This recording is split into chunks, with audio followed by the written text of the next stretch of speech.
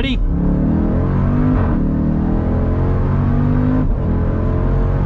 Hey everyone, it's Ben Hardy here, and in today's video, we're going to be going over a modified Jeep Grand Cherokee Trackhawk. First and foremost, though, a huge shout out and thank you to Southtown Imports for giving me some time with this Jeep Grand Cherokee Trackhawk. Check out the inventory in the description down below.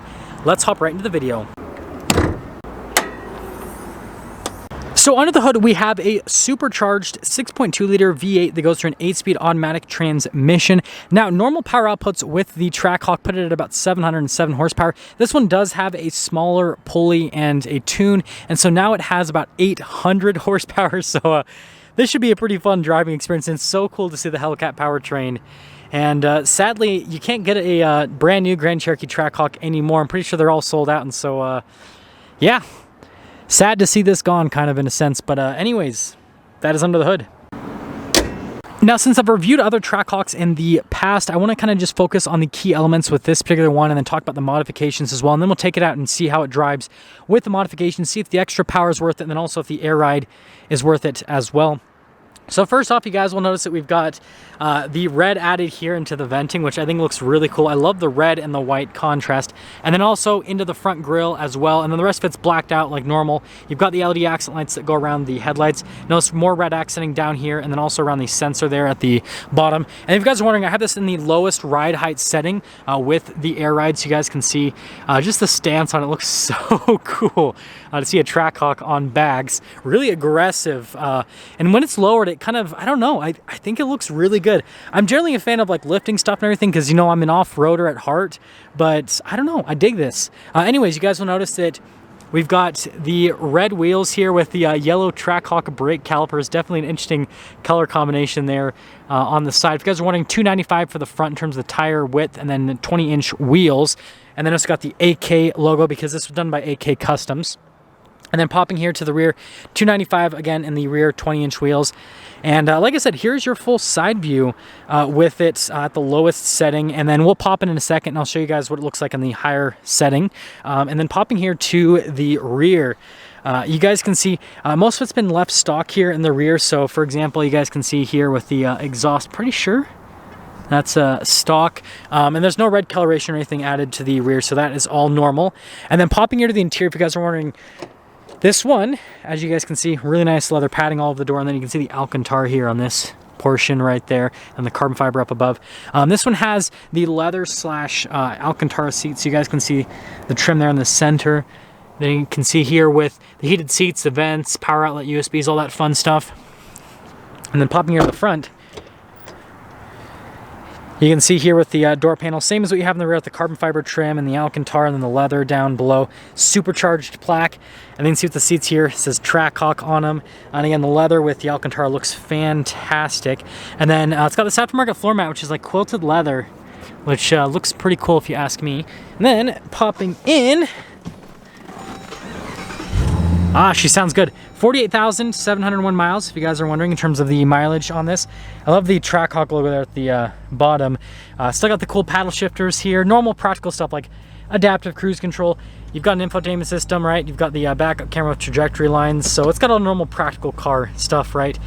Heated and cooled seats, all that fun stuff. Now, I gotta shut the door so that I can do this properly. So here is the switch for the air ride. So you guys can see this is for lowering it, lower it all the way down. This is the second ride height position, and then this is the third ride height position. And you guys will notice that it's blinking right here. The air canister does need some time sometimes to, you guys know how air ride works, right? To fill up fully and all that kind of stuff. If you use it too often, I'm pretty sure. I haven't owned it personally, but that's just what I've heard from people that do own it.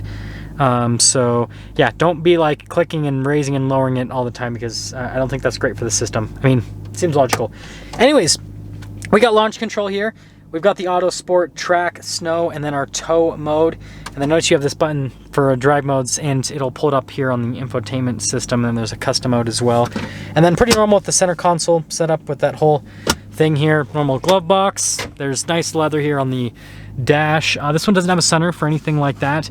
And I guess that since we are at least in the middle mode. Okay, so I got 3 blinking, but we're at least in the middle mode. Can at least show you guys the higher ride height. And then there's another ride height that's a little bit higher than this. Like I said, it's number 3. It's the highest ride height setting. But yeah, overall, really cool. I'm curious to see how this changes the ride quality and the handling and everything with the Air Ride. And yeah, if you want the most up-to-date pricing on this Trackhawk, check out, again, Harrison Imports / Southtown Imports website in the description down below. Notice it just raised a little bit. Anyways, in the description down below, let's take it out, see how it drives.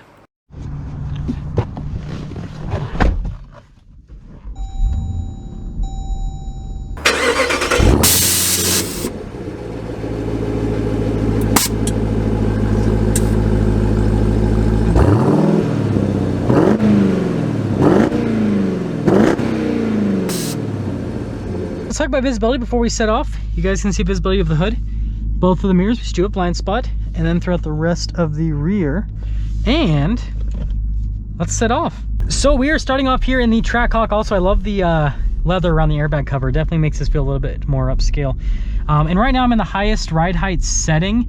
Now the reason I'm in the higher ride height setting is we do have some little curb action we got to go down, and obviously don't want to scrape this, even though it'd probably still be able to clear perfectly fine, even in the lower setting. But in terms of ride quality, it's actually very smooth. Typically with the Air Ride and all that fun stuff, when you're at the top, right, it usually kind of makes things a little bit stiffer, but this is not bad at all. Still really smooth. So that's definitely a positive. Gonna pop it down to 2 now. So 2, I imagine, is what you'll probably drive this at most of the time, right? Because it's right in the middle. That's typically with most Air Ride systems, right? You don't want it at the lowest because then you scrape all the time, but then you don't want it at the highest because it's not gonna ride super smooth. But setting off here, sounds amazing. This feels punchy. And if you guys are wondering, I drove my TRX down today, and so I'm able to like accurately perceive acceleration differences, right, with this versus the TRX, right? This obviously weighs less, but also apparently has more power with the smaller pulley in the tune. So, right, overall acceleration should be better, right? But yeah, really smooth actually. I'm super impressed with how this is, and I'm gonna go down into the lower setting now. So cool that you can do that while moving. It's kind of firm in the lower setting. Yeah, so it's actually smoothest in the middle setting. Here in the lower setting, it's got like this level of firmness to it. I'm gonna pop it in the sport mode. Love the sound of this. This actually might be, you know, outside of the TRX, this might be my favorite Hellcat. I think it's definitely more daily drivable in the TRX because of the size. Yeah, definitely firmer in this setting. But it's still all-wheel drive, right? It still grips like crazy. Gosh, love that Hellcat powertrain sound. And yeah, this is just like a really nice size. Oh, buddy, love the Hellcat. Oh, listen to that. Listen to that. How could you not want that in your life? Okay, ready?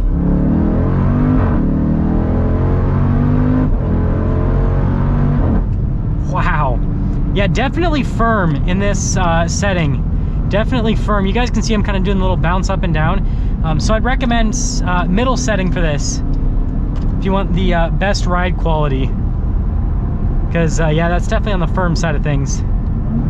Man, does that sound just so sharp. This thing is a riot. 800 horsepower, who knew?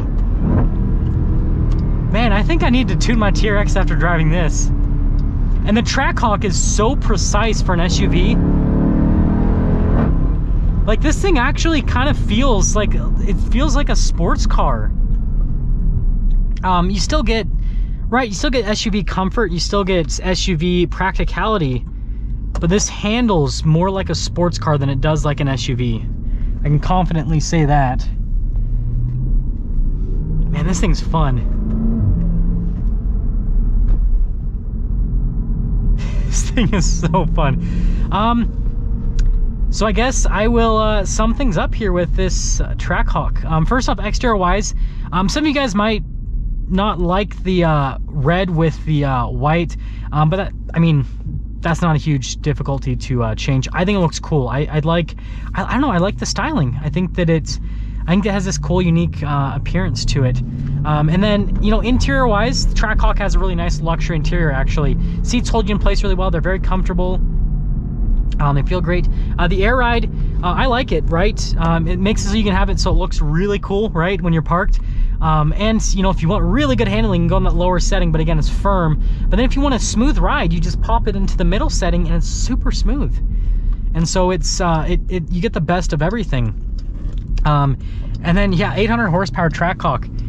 I mean, you know what? We're gonna create a little bit of space here.